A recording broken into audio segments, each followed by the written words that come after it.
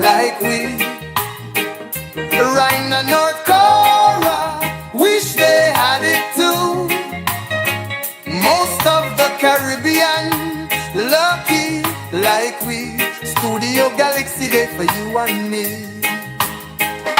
Galaxy Equalizer, ready like Freddy. And Studio Galaxy 473 in Confero. We freedom of speech is sacrosanct. Make use of it. Let no one challenge. Blow your shell, beat your drum, tell others. Like and share, subscribe and discuss it too. Let the world know Studio Galaxy is around.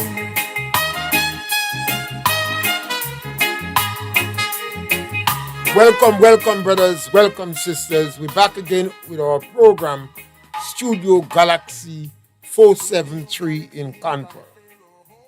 And we encourage you to participate, join, share our program, subscribe to our program, like our program.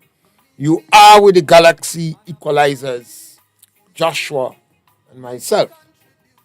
And today, and today, we are the Galaxy Equalizer. And today, we encourage you to participate in the subject matter. And that is trending. We always try to keep with what is trending. The farmers are asking the question, is there anything in the budget for Grenadian farmers? Obviously, the budget is one of the big highlights of every government. And every sector of the society listen intently to hear if there is anything in it for them. And the Minister of Finance wants to reach every sector to show them that the government has not forgotten it. Agriculture in Grenada, I think, has reduced significantly to about 6% of the GDP. So this government, the NDC, have a lot of agricultural heavyweight. In addition to that, we have said repeatedly, some don't agree with us, but we said that the Nutmeg Association and the Cocoa Association behaving as if they are agents of the National Democratic Congress. So the farmers are correct in putting the pot on fire and expecting something to put in the pot. Is there anything in the budget for farmers? The farmers have not heard anything. A number of them asking, is there anything in the budget for farmers? I don't know if my brother here knows if there is something in it for the farmers, because the farmers are disappointed and they want to hear what is in it. They say things happening. So the farmer want to know what happening for them in this budget. Yeah, the farmer want to identify the thing. Good morning to everybody at home, diaspora, worldwide. Once again, it's lovely having the opportunity to have these relevant discussion with you wherever you are. It's important that we pay attention to the budget, because that's what's going to govern our expenditure over the next 12 months, unless something happens, good or bad. I think last year or the year before we had barrel and budget had to be changed or whatever. But we touching a budget of 2 billion. I remember when we touched 1 billion, it was big news. Now we're nearly touching 2 billion and everybody quiet. We're up to 1.9 something. Agriculture allocation, I believe it to be in the region of 32 million. And I think last year allocation for agriculture was 64 million or in that region. I generally know the general figures, not the exact. So there's a reduction in agriculture allocation for 2026. So straight away, it doesn't look that promising for agriculture.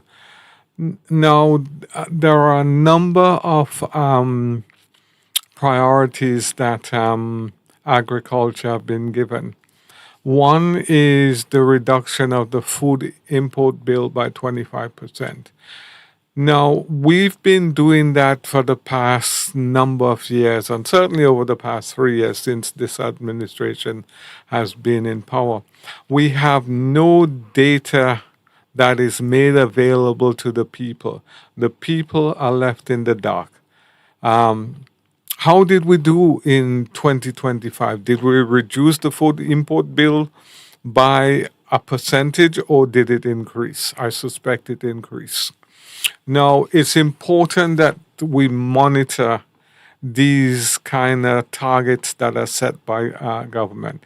The food import bill is critical to Grenadians because we simply cannot absorb this cost of living going up and up and up and up.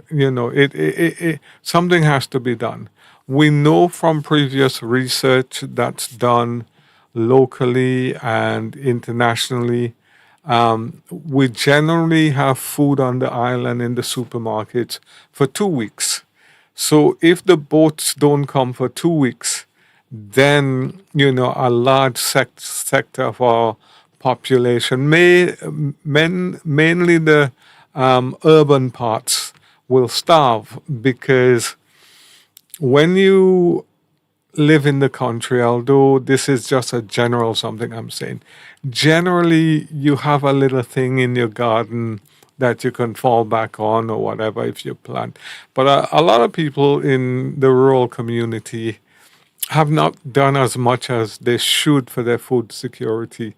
This lifestyle of going to the supermarket and get everything seem to be what we're living, whether we're in the urban area or whether we're in the rural area. Supermarket, so it's very important. Not only is it very important for our security and safety.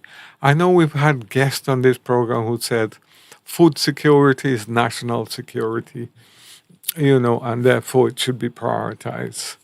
So it's very important. And the point I'm making, I'm a little tired of this target and these buzzwords, we're reducing it by 25%. Well, what are you reducing it by 25% with? What is the strategy? What is the plan? Are we going to grow more dashin? Are we going to grow more sweet potato? Are we going to have a national data in terms of each area it's going to grow a different crop? What is the plan? It's not fair to the population to keep doing these things, 25%, and there's no plan. We had Beryl. There was no plan for recovery. Now, this isn't something about party political stuff. This is about nation building. This is about ensuring that whichever party you belong to, we have a plan for our nation and our people that's secure, that's workable, that's meaningful. Now, if 80% of our food that we eat is imported, the amount of pressure that puts on a small developing country like us for foreign reserve, it's tremendous. The idea of a healthy country is that you circulate, a significant part of your money within your local economy. But unfortunately for us, our design as a country is for export. We designed to export a little few little things and import the majority of things that we need. And we've never decolonized our system whereby we can start becoming a healthy nation. We've just continued with the system we inherited. Whichever party was in power, they continued the same system. there was never any attempt at decolonization. And I want to say one thing: unless we wake up and smell the coffee, we're going to be letting our children down and grandchildren, because this system does not work for us. So I spent a lot of time on food security because it's important, very, very important. And food security also involved in terms of our foreign reserve that we're losing. One of the other things I saw in terms of new innovation as a priority, and hydroponics was mentioned. Again, what is the plan? Is there 10 million for hydroponics? What is the plan? Who's going to pay for that kind of new innovation? We've been talking about this, cannabis and ganja thing for the longest while. And again, it's in the budget as a target. I suspect it's to do with more legislation more than anything, such as growing. There's also some talk about the infrastructure, road, etc. A few others that don't come to mind at the moment. But for me, our allocation has been reduced, at least by about 15% from what I can see.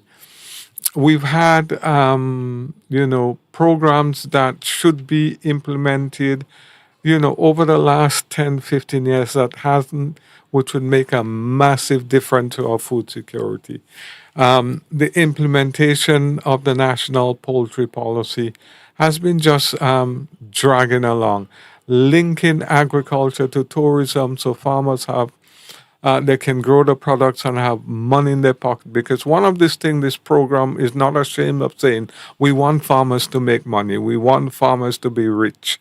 And, we're not ashamed of saying that. And we genuinely want to see rich farmers in Grenada. When a budget ends, the farmers should, even if they don't feel a wow, but they should be slightly motivated.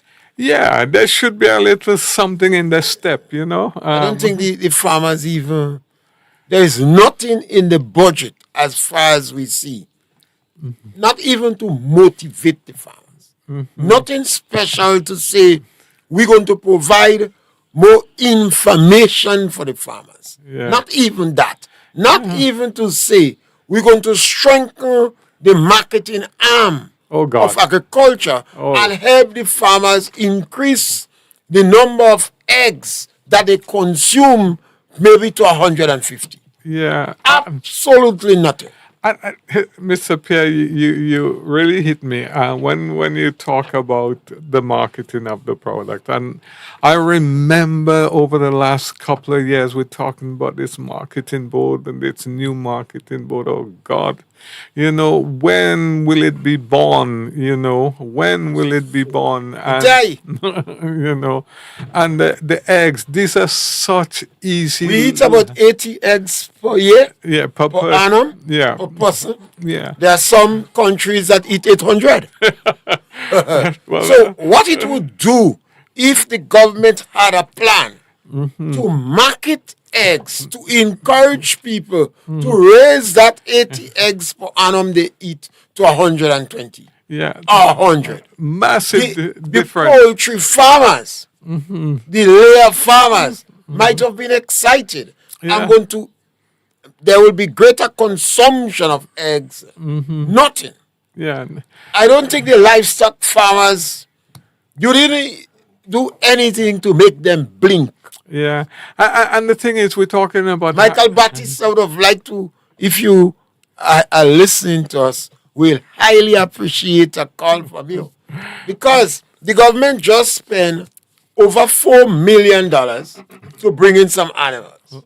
So you should have here some special initiative to help livestock farmers grow. And it is because of the land that we have and because of the continuous segmentation of the large estates, we have to turn to small ruminants. Yeah. What wasn't the budget that specifically targets small ruminants. Although the government brought in, spent $4 million on livestock. Are we preparing these livestock, these breeding stock that we brought in for calls? Because if they remain long enough without being bred, I mean, come on, animals have a lifespan. Yeah. So after a time, they no longer use as breeding stock again. They have to go for calls. They end up in the knocker's yard. They end up in the butcher stall. They end up on the barbecue stand. What is in this budget for farmers? Yeah. I want to really reinforce this point. We seem to drift from one headline to the next. Now, and this is so important. We have a poultry industry, both meat and eggs. Mr. Pierre talked about the eggs. And the eggs is so easy for us to increase the production of eggs and increase the consumption with a bit of marketing. But the other thing that we have is the meat. You know, we know we've had an issue with the cost of feed for poultry chickens. We know that we've had issues in terms of, a free open economy that we run, so everybody dumps their goods onto Grenada. Grenada has no anti-dumping legislation. And it seems as though the power that be allow it to happen. So there's no kind of even playing field for local farmers. And, poultry alone will lose about, between 12 and 16 million in terms of, and that's US, in terms of foreign reserve. And it's an area that can create jobs, can save money. And we've had a bit of investment by private investors, but it is fair to say that government haven't created the enabling environment with the regulations. It hasn't even implemented the policy. But nevertheless, we've gone on to hydroponics now. We haven't finished with poultry, and we've gone on to hydroponics. I think these are just an individual present a hypothetical paper, and some minister read it, and they find the people looking good and talking about it. Yeah, because in truth and in fact, if the government is interested in hydroponics, you would have able to go in the schools that teach agriculture, and you would have seen little modules of hydroponic farms. Yeah, you would have able to go on government farm, because the Ministry of Agriculture is the biggest farmer. So if the government want to invest in a new productive idea, that would be a pilot project on a government farm. So you have Granba Estate, you have Mount Rule Estate, and Bellevue. That is grossly underutilized. And if the Minister of Agriculture jumping up and talk about hydroponics, I guess he liked the word. Hydroponics. Nice one. Yeah. Then the minister would have said, we have established a hydroponic farm in Granba Estate or Bellevue Estate. Yeah. It only costs us $20,000. It has been going on for the last months, and it started bringing results. Yeah. We invite you, those who are interested, to come and see the farm. Yeah, the worst part about it is government is one of the biggest purchasers in terms of imported meats and food. And so you now have budget day, and you saying you want to reduce import by 25% when you are one of the biggest importer going? It doesn't make sense. And if it made sense, we would have seen a plan. So the plan would say, right, All school feeding program, all state institutions will now use local meat. We anticipate that there'll be a shortage of 10 tons of beef. So we want to fill that gap by working with a number of farmers so that they can be raising the cattle to fill that gap. We would be working with the poultry farmers to fill that gap. These are not scientific kind of thing. This is not rocket science to do. You are one of the biggest importers of meat and meat consumption on island. You are the problem. And now you're saying, oh, we're going to reduce this by 25%. You are the problem. They have Joshua, they have absolutely no intention of doing nothing. They just write these things for it to sound good. Yeah, but this... And over the years, you get fed up. How could you have compassion for your people? You talk about poor people and we must import back and neck. And I don't agree with back and neck kind of being given to poor people or school children. School children should have good, solid breast and legs and thighs. Not this kind of... Eric Williams, as you said that, Eric Williams said, my people of Trinidad and Tobago, we have $80 million for the school feeding program. Yeah. One fella gets up and asks him if the children in the school is his. Yeah. Yes, you should say. It's so easy for our politicians to get up and make nice speeches. And they are intelligent. And obviously now you could go on the internet and pull down nice speeches. They articulate. But I believe the time has come for farmers to wake up, to lobby, to ask questions, and to tell the politician, ask them, what did you put in this budget for farmers? And listen to them and hear what they say. Yeah, and how did you refine the regulation system so that we can compete on an even playing field? The minute farmers try to compete, they're saying, oh, we don't want to destabilize the market. The market is already destabilized. The market is already skewed in the direction for importers. It's not skewed for local people and our country to develop.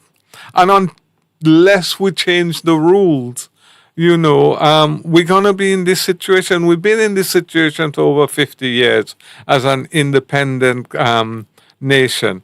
And I look at this budget and I see nothing in terms of how we're going to decolonize our systems. Even some of the things that the NDC promised 3 years ago, like legalizing weed.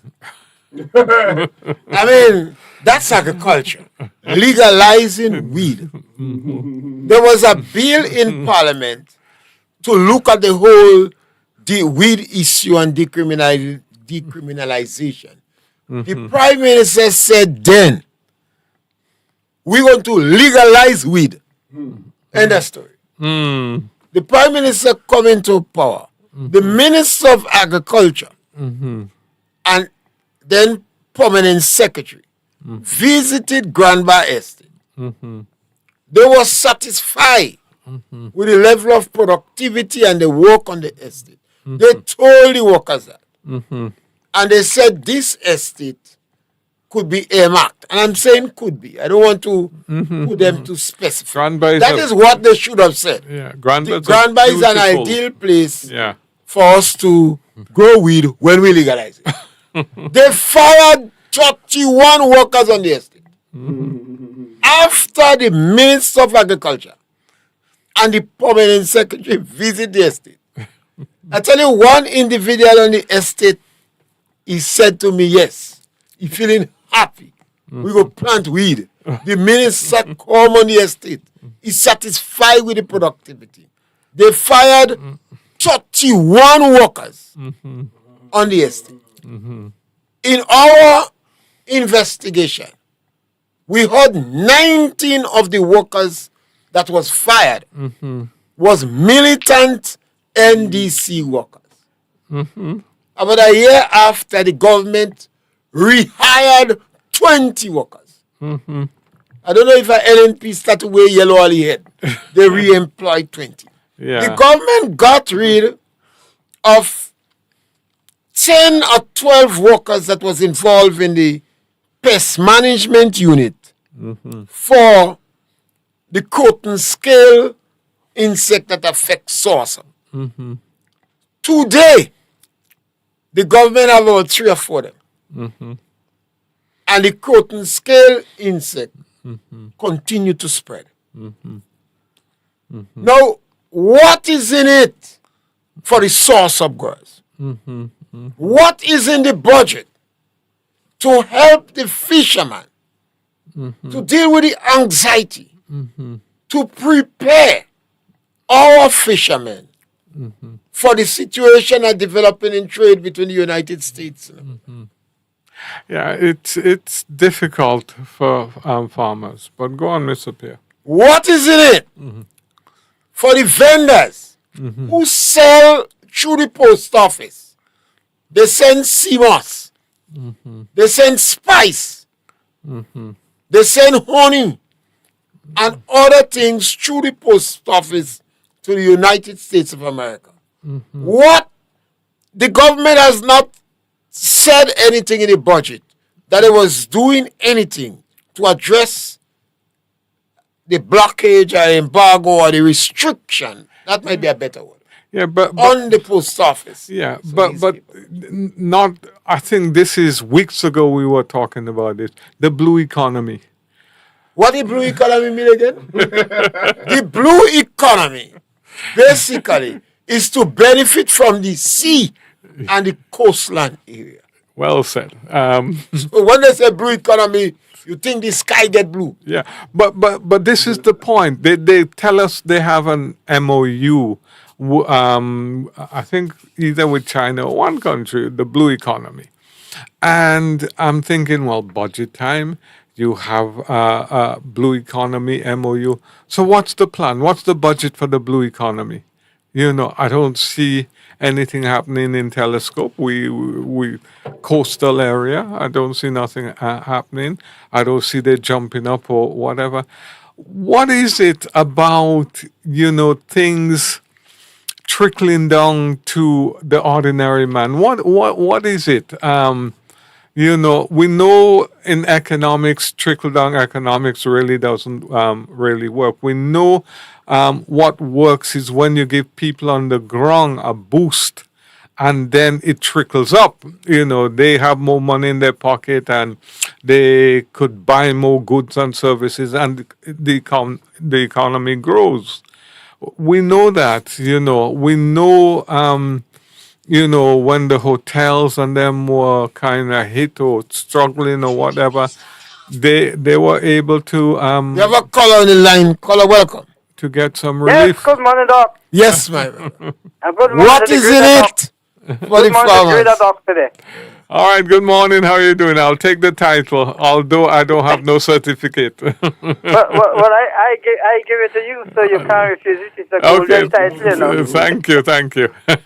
How you all doing? Good. So great work as usual. No, I'm saying we're talking agriculture. We're talking blue economy. What do we do? How do we exploit the blue economy?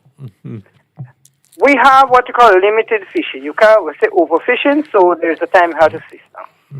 We have the sieg, you say sieg season close. You have the lobster, you say lobster season close. You have the sea moss that you can't find a market for. What else? How are we going to use it? Is it maybe we're going to bottle the seawater and sell it?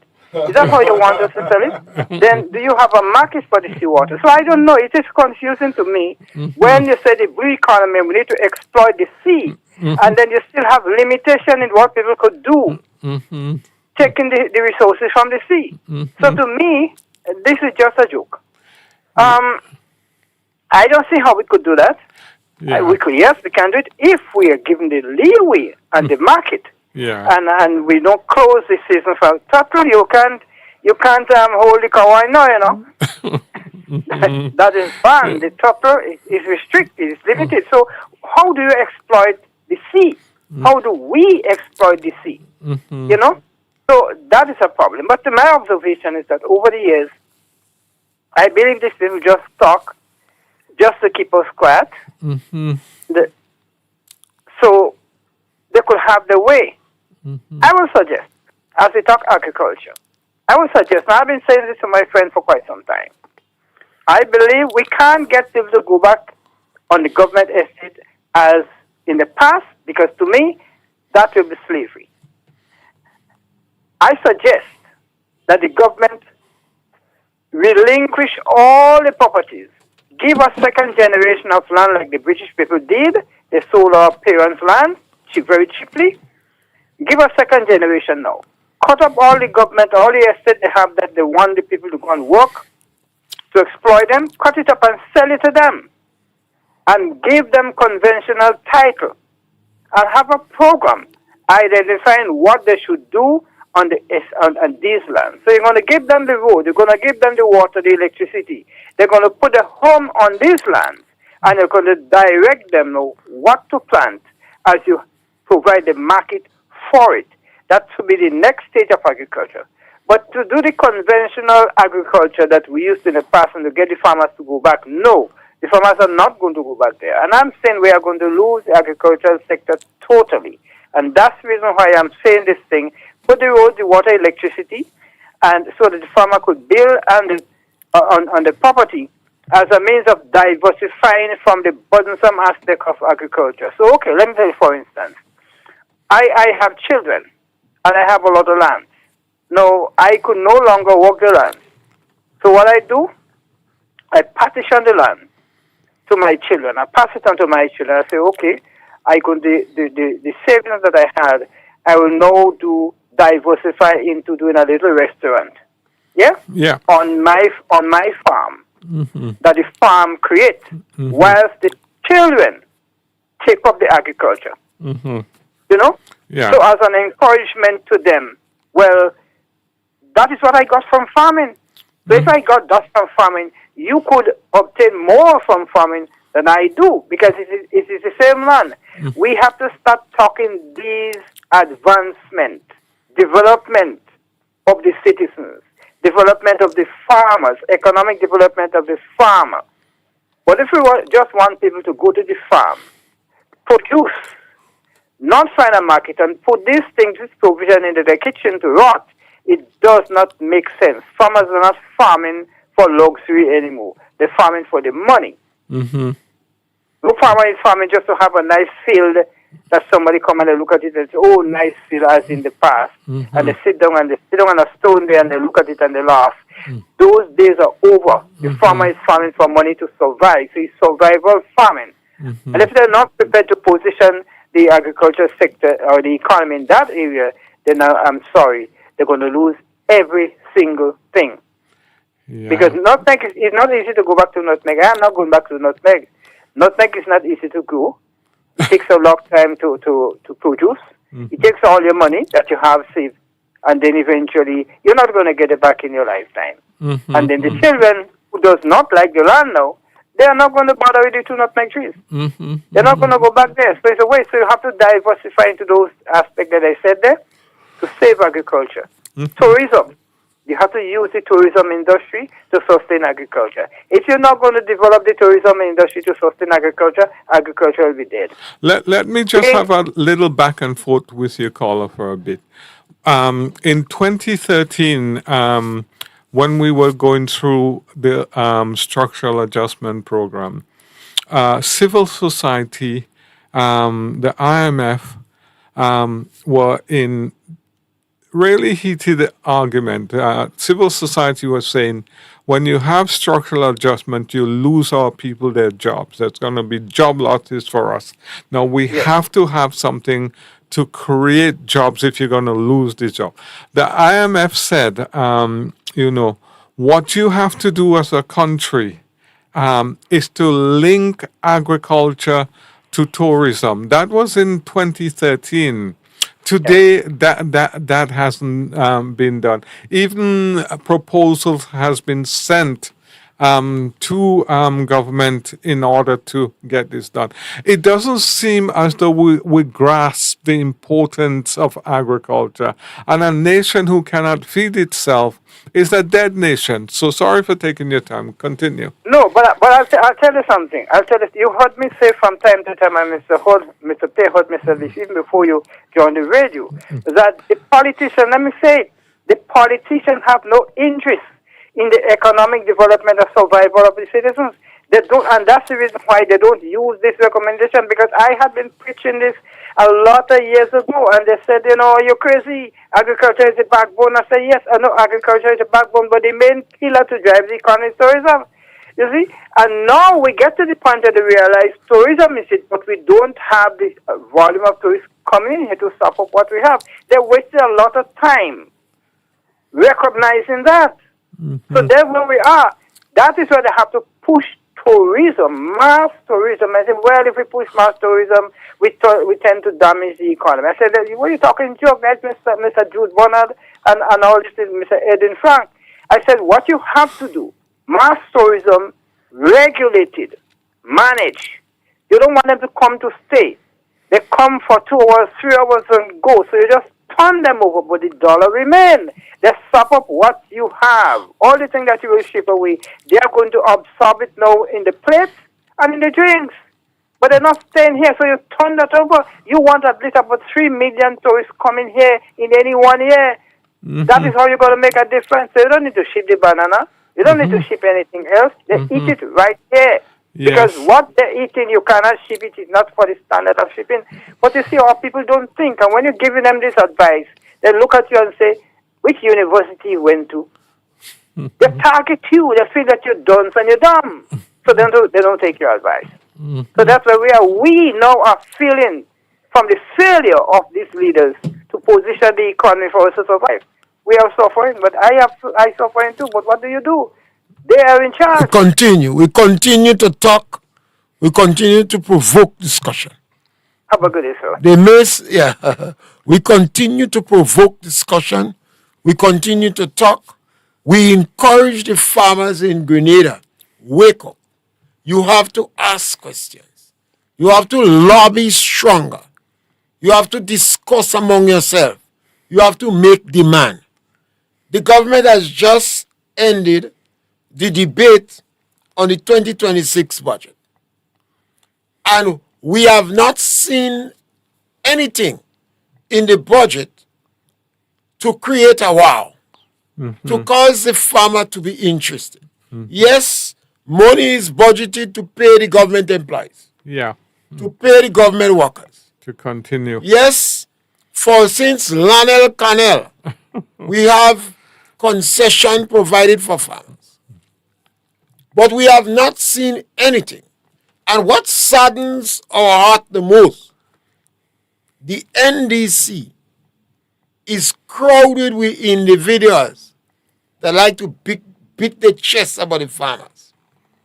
The Nutmeg Association and the Cocoa Association, their leadership could be considered as agents of the NDC. So they're in the correct position to lobby the NDC. That's all. Nothing is wrong with a farmers' organization having a close relationship with a political party. But when that political party is in power, the farmers' organization should be smiling. No back pay for the farmers. We have suffered burial. There was no paper or no information sheet advising the farmers on nutmeg husbandry, on cocoa husbandry. None. We approached the other hurricane season.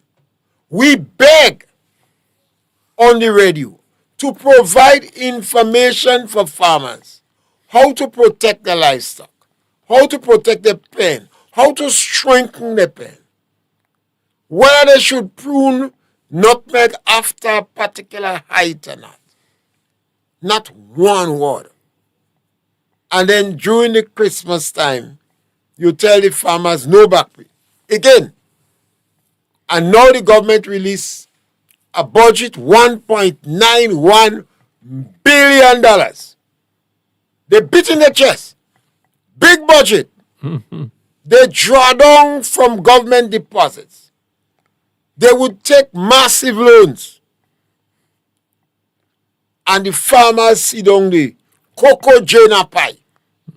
Nothing for the farmers. Yeah, It's disheartening.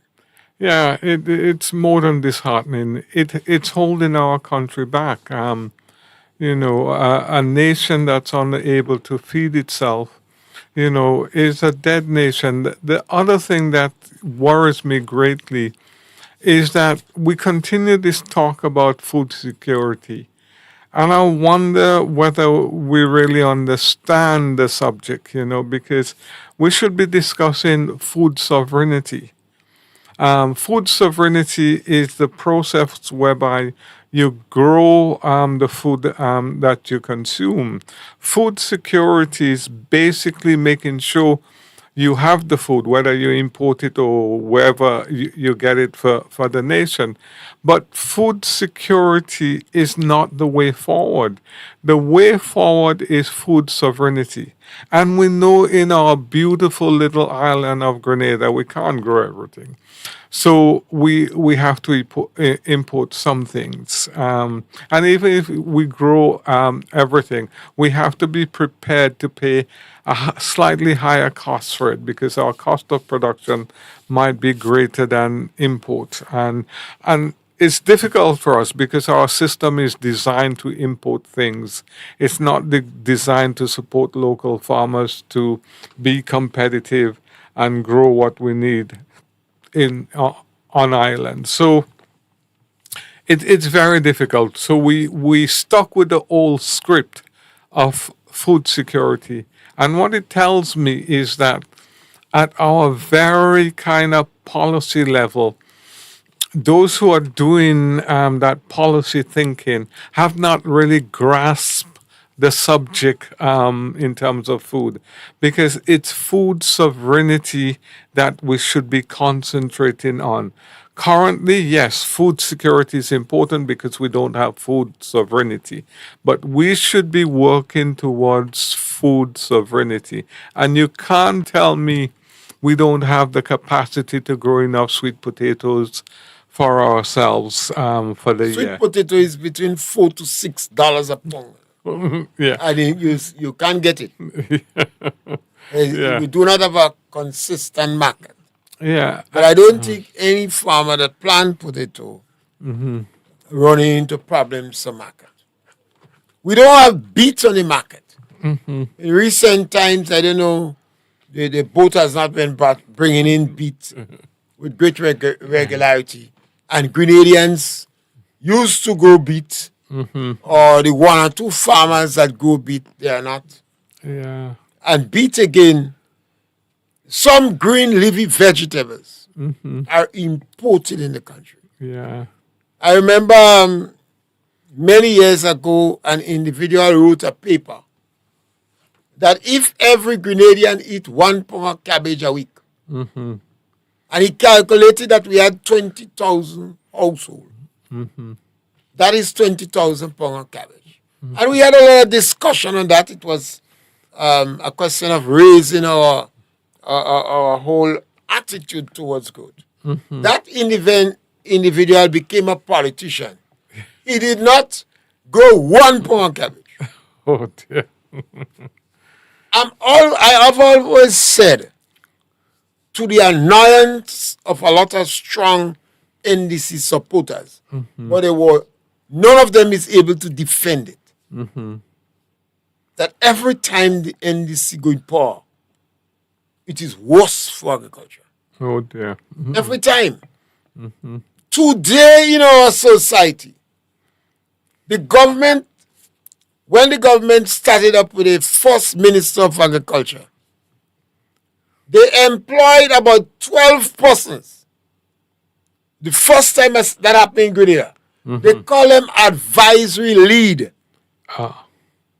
And they pay them for 6 months. 12 of them. I didn't get a call. to advise the Minister of Agriculture. I have not seen a white paper. I have not seen a yellow paper. I have not seen a booklet. I have not seen one advice they have given the minister. The question is, was it a means of rewarding these people for political work and they were just given some money? Yeah, but if you have the 12, what are they doing now, these 12 advisors? I mean, are they contributing If to you the... pay them, at least they should have tell you what advice they give. Yeah, but they should be doing something in agriculture if they're such an expert. Most of our experts don't work in agriculture. We have a very... we don't follow logic. You have agronomists, they are not planting anything in the country. Some of our biggest authorities and experts on agriculture, they even hide in to ask questions. Do you believe we could get those experts on our program? No. The Real FM have an agriculture program over a decade now. Yeah. And it's not easy to get one of these experts on the program. They had complained bitterly about getting the minister on the program and having dialogue, discourse, and all the rest of it. And they hide it. For me, it's hurtful as a nationalist because, when you go in government, you're the government of all the people. But it seems that, individuals are encouraging this tribalism. Oh, this is an NNP program. Oh, this is this have to stop. These programs are. What the minister should do, go in the NNP program or go in the NDC program. Yeah. That you are the Minister of Agriculture. But I always see, when you don't have nothing to offer, you're afraid. No, dear. And I believe that the experts in agriculture, they're afraid to face even us that provoke discussion. Yeah, but when they have World Bank project, you have so much consultants who are lining up for the lead. Yes, because they pay the consultants a lot of money. And they write a paper and they put it away when they write it. Because it is not workable. Yeah. The farmers, remember the number to call is 536-2558. We always encourage you to subscribe to our program. It's just 1 hour. Like a program, subscribe to a program. We provoke discussion. You don't have answers. But we believe that the farmers have answers. We encourage our farmers, lobby the authorities that be. Yeah. Ask questions. Make demands. Yeah. Ask the government minister, what is in it for agriculture? Now the government have a ready-made market to the United States of America to sell fresh sauce.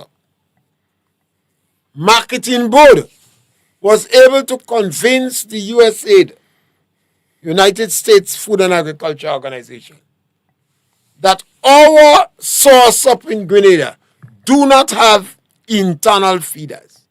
They sacrifice 100,000 pounds of sauce up to convince the Americans. That is why we have a sauce up market.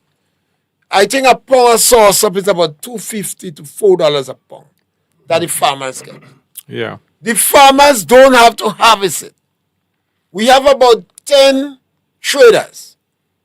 They have a fleet of people they send out there and get sauce up. Some of the farmers sit down at their home, they send them in the land, they harvest the sauce up, they tell them how much they get.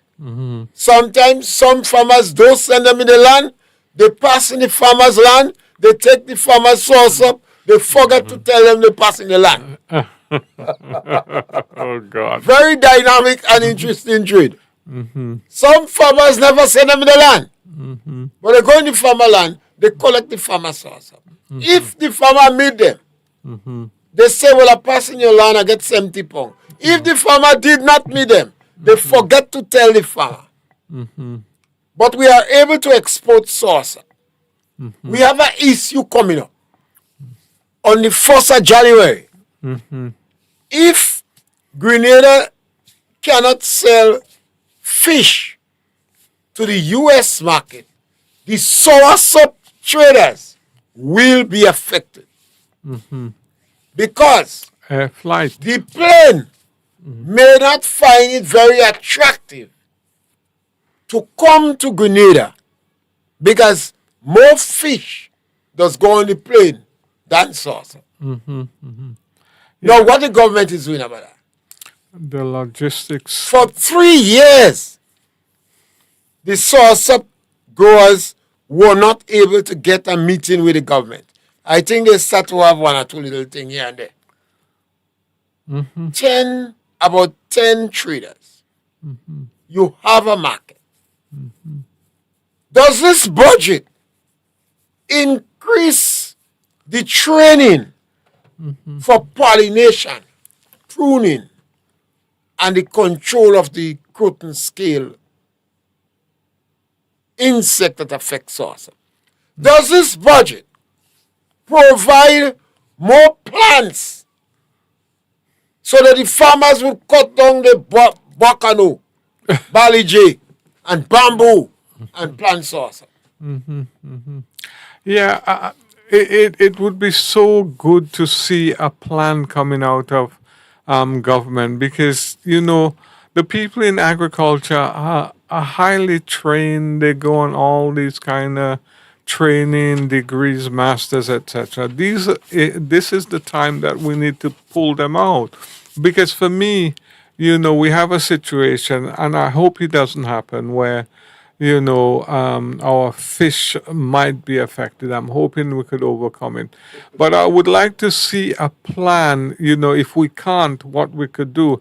And if I was in the hot seat, the first thing I would do, I would restrict saltfish coming in here. You want some man to kill you.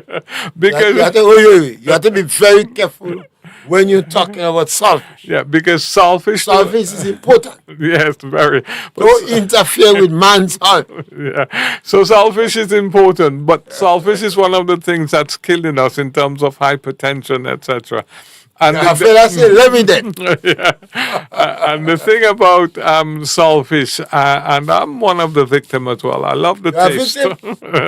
I love the taste of saltfish. I miss it sometimes. But these kind of extra processed food and the amount of salt, it's addictive. You see, we have the most beautiful thing that anybody could want if they eat in fish. We have fresh fish, and our fresh fish has gone up in price recently or over the years, but it's still affordable. Maybe when January comes, if unfortunately we don't have the U.S. market, then rather being proactive and preparing the farmers mentally, because we don't control all the factors. I understand we could reapply, and reapply could take what? 1 month, 6 months, or 6 years. Perhaps at that time there will be a haste to go alternative.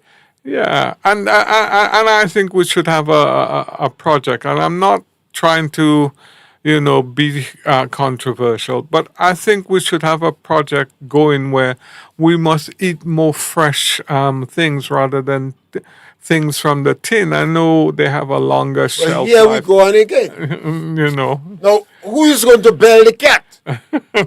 Because we are trying to provoke discussion.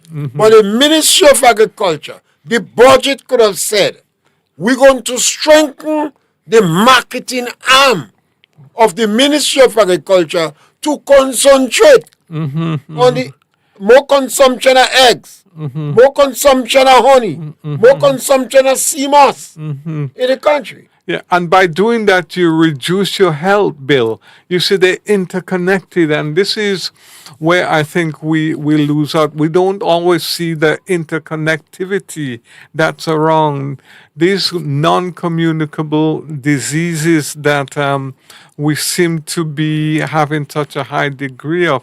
it's connected to our lifestyles.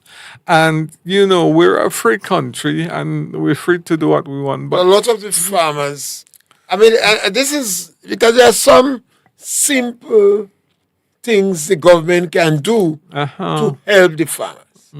We have a market for cocoa. We have a market for nutmeg. We have a market for sauersup. We have a market for fish. yeah, It's a question of increasing the productivity and strengthening the market. yes, yes. And you could do that while you concentrate on other niche markets that we have. Yeah, and there's a shortage of cocoa balls. It seems like people have got the message cocoa balls is good for you, and I hope they'll get the message that you've been given eggs are good for you as well. Well, obviously, sometimes you wonder when you speak, what happened to the head of the Ministry of Agriculture? You have Lennox Andrew. You have Persuader. You have the farmers' representative in the Senate. You have the Speaker of the House. All of them are deeply involved in agriculture. So they could have a little think tank for themselves. They're not bound to take our advice. And they could recognize to zero in the one and let's make us something out of it. Yeah, You have the flowers industry. Oh, You God. have while I say that, you have this the farmers' garden coming up yeah, by Nikki's and daughters in Dunfermline, and they'll have a 3-day exhibition and flowers sale. yeah. So we want to encourage you to come by Nikki's and daughters, and they have these 3-day flowers. When it starts, I think 10th, 11th, and 12th or something of okay, so we still have time yeah, to save. Thursday, Friday, and Saturday. So we save some money and we go and buy. You buy flowers, and you could give a woman a flower. Yeah, or a plant. Well, something. They make pineapple wine. They're very nice. Right. So they make other things with. So we want to encourage our farmers. Yes, caller, welcome. Yes, I'm back again. Yeah. As the conversation continues, something come to mind. Do we know or could we say exactly what nutmeg is used for and how many products nutmeg is placed into as opposed to the price that we get? I think that is one of the mitigating factors against people getting back into serious agriculture too, because, okay, I had been getting 10 cents a pound for nutmeg. I stuck with it 25 cents. It go up to $1, it go up to $2, and eventually went to $3, and I stopped because he can't compensate me to take 20 pounds of nutmeg up the forest, the mountain, 5 miles. So I'm not going to get missed putting nutmeg on my back. So it didn't compensate, so I just backed away. Even before I backed away from the nutmeg. So let people take it. I don't care. I believe we could get as high as $20 a pound for cocoa. I believe so. Based on the value of cocoa and what cocoa is used for on the market. Cocoa is something that sells fast on the international market, the chocolate and whatever else. And we pay up to $15 a bar for chocolate in some cases. How then? We know they have packages and they have whatever in the factory, have shipping and all those things. But $2 per pound as opposed to $15 a bar. And all the cocoa on the market is being sold. Why can't we get as high as $25 or $20 a pound for our cocoa and $40 a pound for nutmeg? These people are making a lot of money because they're selling back the product to us at a high price. Yes. But who are going to negotiate that? When you talk to the people who market you on nutmeg, they tell you, well, the price is good, that price is good. I said, have you signed a long-term agreement for a particular sum? Let's say a 15-year agreement at a price that will encourage the farmer to go back to the field because you know that price is consistent. And then after that 15 years, they negotiate a higher price again. And so the farmer could plan. He knows what to do. No. the price fluctuates up and down and up and down, and the farmer is confusing the farmer. Yeah. So the farmer cannot plan. So why do I go into this? Why do I continue? Realize that people is getting out of cocoa too. Cocoa is not an easy crop to deal with. Yeah. But It's very hard to deal with cocoa, to deal with cocoa, to pick cocoa. Yeah. There's a process. Yeah. Not like the same thing. You have to touch every seed when you pick it up. So it's not an easy thing. Yeah. And we need better negotiation on behalf of the farmer for the price of these commodities. Yeah. And I'm saying nutmeg and cocoa. We could get as high as $50 a pound. Clove is clove is now $100 a pound. Yeah. Why can cocoa and nutmeg attract those things? Yeah. We have to negotiate that, and this is my concern. Yeah. Yes, caller, thank you. Yeah. As we run up. Yeah, we're running out of time, but I want to say something to the caller. Caller, our system is not designed for us to make profit. The system is designed for us to have cheap raw materials, send it abroad. That is the design of our system. We need to decolonize our systems. Yes, and as we round up the program today, the question was, what is in the budget for the farmers? And we are convinced that this budget has provided nothing for the farmer to smile about. It is sad, it is very unfortunate, it is disheartening that this government and the Cocoa and Nutmeg Board, which has representation at the highest level of the NDC, at the end of the day, nothing was in the budget for the farmers of Grenada. We encourage you to share our program, subscribe to our program, and thank you very much for your participation. Cora, they had it too.